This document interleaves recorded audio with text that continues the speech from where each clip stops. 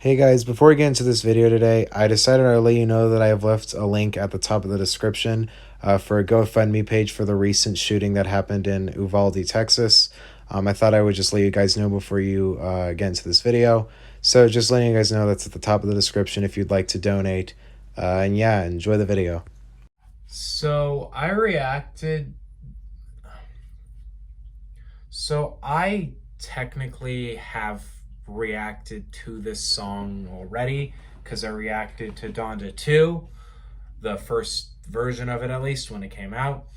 And I decided I would react to the song. I mean, obviously it's on the album. But it came out today.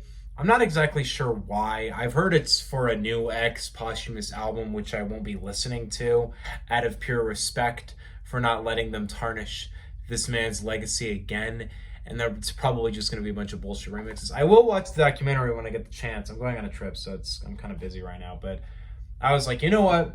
This new single with Kanye and X is out. I have listened to it, but I have yet to listen to it like in its fullest, like best quality, because I know that this version of it probably sounds much better than the recording of the live stream version that I heard back in February, and I haven't heard it since February.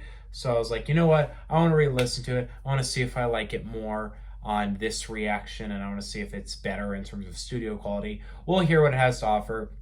As you guys know, I did not like the snippets of Donda 2, and I've had a very hard time being a fan of Kanye this year. However, I'm going into this track with open arms, wanting to know how it sounds much better. I don't really remember the original all that well, other than just I remember loving X's hook. So I want to hear how much I like Kanye's verses on this more. Let's get into True Love, Kanye West featuring X. I'm shocked that this hook hasn't already been used, but we'll hear how it goes. Let's hear it. You know, the thing about this hook that I'm listening to right now is that it doesn't really sound that high quality, but I don't really care because it's really beautiful. Like, it's a really beautiful hook, So he's like talking about how he feels like his kids are like products, and then he gets to like rent them out at certain times. I didn't know that was what he talked about on this track. I like it quite a lot. He has such an angelic voice. He is such a good singer. X is a beautiful, beautiful singer, man. One thing I will say, when that song first came out, I remember saying in my reaction of it that I wanted him to add a second verse, which he didn't do, and I don't know why he didn't. I mean, I do feel like the track does work as well with just that one verse, but I don't know. I mean, you could have added a second verse, I guess. To me, I really like this song. Like, I think this is a very, very good song. It has a very beautiful vibe to it. I think the thing I love most about it is how Kanye really did X's hook justice, because it's not just he threw the hook onto some random song and then called it a day, because he actually is talking about what the hook is aligning with. He's talking about the complications he's had with his divorce with Kim, and the complications he's had as a parent and feeling like his kids are limited to certain things that Kim wants them to be, and he's looking at it from this perspective of he didn't think it should be this complicated, the true love he had with Kim. And you kind of have X singing about that on the hook. Obviously, that's not what X intended when he recorded this years ago, but it fits, and Kanye does it justice as well. I'll look. I'm 90% sure this is probably produced by Kanye. We'll see real quick though. I want to see. Good. So it does look like here that the track is pretty much produced by Kanye. Also, John Cunningham is on the track as well as producer, and so is Mike Dean. But overall, the main thing I'm happy about on the level of it being produced by him is that Kanye is really able to give it justice with the drums and the production on that side as a whole, to make it not just some kind of cheap spin to get at more of X's money. To a degree with posthumous music, because I find this discussion very interesting, I recently have been feeling very off about the release and listening of posthumous music. I've been a little more lately cautious of what I listen to in that regard, out of what I feel is actually respectful to the artist. For instance, both Juice WRLD and Pop Smoke, I will not listen to anything posthumous of anymore. Features, I'll let slide, but those don't even seem to be happening a lot anymore. But actual new music from them that's posthumous, I'm not going to take the time out of my day to listen to, because it's not respectful to them. It's continuing to milk them and the legacy they've had. And at the end of the day, it's just, I'm just not okay with the greed of taking, away from these artists and what they've done. With X, that's the same deal, because there's this Look at Me posthumous record, supposedly. I won't be listening to it because I don't think that people should be, I don't think the label should be continuing to take advantage of this. I already thought that last record they did with him, the, what the fuck was it called? Bad Vibes Forever. I thought that record fully milked his legacy far enough. So I don't need them to continue to milk X's legacy and basically treat him like some product and basically hold his, his life on display for us and basically hold his death on display for us. I don't need to do that. I think it's incredibly wrong and messed up. So I don't think I'll be listening to that Look at Me record whenever that comes out. I will watch the documentary because I do actually have an interest in that, and I don't think there's anything disrespectful about that. But the album, I will not be listening to. This single's different for me, though, because I have heard it.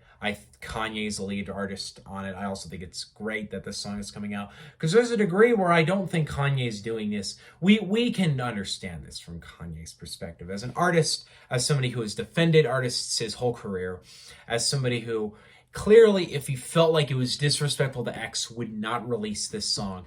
It is clear when he released this song, he genuinely felt like this hook and this piece from X was like beautiful piece, and he thought that it needed to be heard by the world. Which, to my regard, I can look at that and I can think, hey, this is not actually disrespectful. It's not milking his legacy. It is genuinely giving his fans in the world a piece of his music that genuinely should have been released because of how amazing it is. But overall, I do really love this song. I overall am hopeful that Donda 2 does hit streaming, but it's not. It's interesting for me because I don't like the album.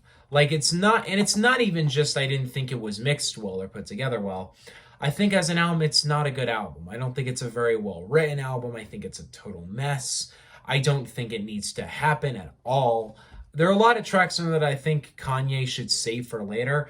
Donda 2 coming out, I'm kind of just whatever about. As long as it's all actually well put together and mixed well, I'm interested to see it come out. But if Donda 2 doesn't even end up coming out and he ends up just releasing another album in a year or two where he takes the pieces of Donda 2 and he makes a new album, similar to how he did with Yandhi and Jesus is King, I'm perfectly fine with that. In fact, I'd prefer that because I don't think the legacy of Donda needs to be pushed any longer on this regard. Also, I don't need to hear another album of him ranting about Kim and Pete Davidson forever. I'm fine with him making an album that has to deal with the complications of his divorce with Kim, but ranting on and hating on Pete is so overdone, and I've already ranted about him doing this like multiple points now, so it's overdone. I don't need him doing it anymore. But what do you guys think on this True Love single? Let me know in the comment section below. I do want to say this. I feel bad because Eminem dropped a new song last night. He dropped the Jimmy, what is it called? It was on the Eminem Show track, and I was gonna do a new video where I was gonna do an Eminem Show review. I decided not to, though, just because I didn't have the time today.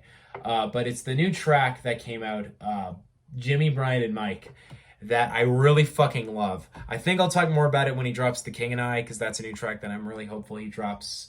But honestly, I actually genuinely really fucking like this new Jimmy, Brian, and Mike track, and it makes me very excited for the next album from Eminem. What do you guys think, though, on this new True Love single? Let me know in the comment section below. Don't forget to subscribe. In terms of upcoming releases, I am on vacation for the next week, so I'll see if I can review Post Malone's new record, but I might wait until after I get back. I also do want to...